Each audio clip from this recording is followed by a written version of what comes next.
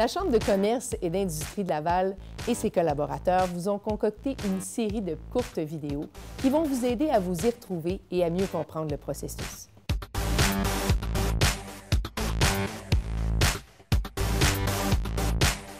Passer la cinquantaine pour une entreprise, donc ce qui veut dire avoir plus de 50 employés, ça amène son lot de responsabilités.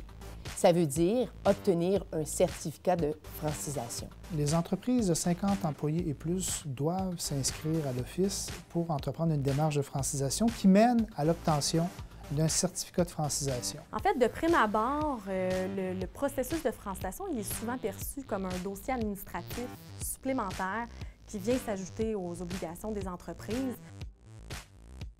La première étape va consister à faire l'analyse de la situation linguistique de l'entreprise. Et ça, c'est l'entreprise elle-même qui le fait. On vise à ce que les processus soient bien intégrés. Elle connaît ses activités, elle connaît ses réalités. C'est elle qui le fait avec l'aide de l'Office. On a des formulaires, on a des conseillers qui vont la guider là-dedans. On propose certaines mesures. L'entreprise doit nous revenir sur ses échéances, les correctifs plus précis qu'elle souhaite mettre en place. Ensuite, c'est assigné à un conseiller en francisation qui regarde le document, qui va contacter l'entreprise pour venir la rencontrer, discuter plus en détail de la situation linguistique afin de faire une évaluation là, vraiment juste sur le terrain. Dit comme ça a l'air bien effrayant. Sauf qu'il ne faut pas s'en faire. Plus de 60 des entreprises qui entreprennent la démarche passent directement de l'analyse à la certification.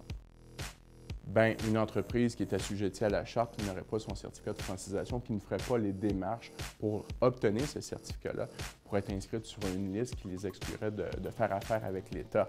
Donc, les entreprises, quand on arrive et on les rencontre, peuvent parfois nous percevoir avec certaines craintes face aux interventions qu'on s'apprête à faire. Puis quand on conclut en fait la discussion avec elles sont pourtant satisfaites, puis ça leur enlève un poids sur les épaules de voir qu'on est là pour les accompagner à chaque étape. Une fois que l'analyse est effectuée, on reçoit ça ici à l'Office, on en fait nous-mêmes l'examen et on va conclure, oui ou non, est-ce que le français est d'usage généralisé à tous les niveaux de l'entreprise. Donc nous, ce qu'on vise en premier lieu, c'est de bien comprendre l'organisation, pour ensuite lui proposer des correctifs qui vont être adaptés à ses réalités.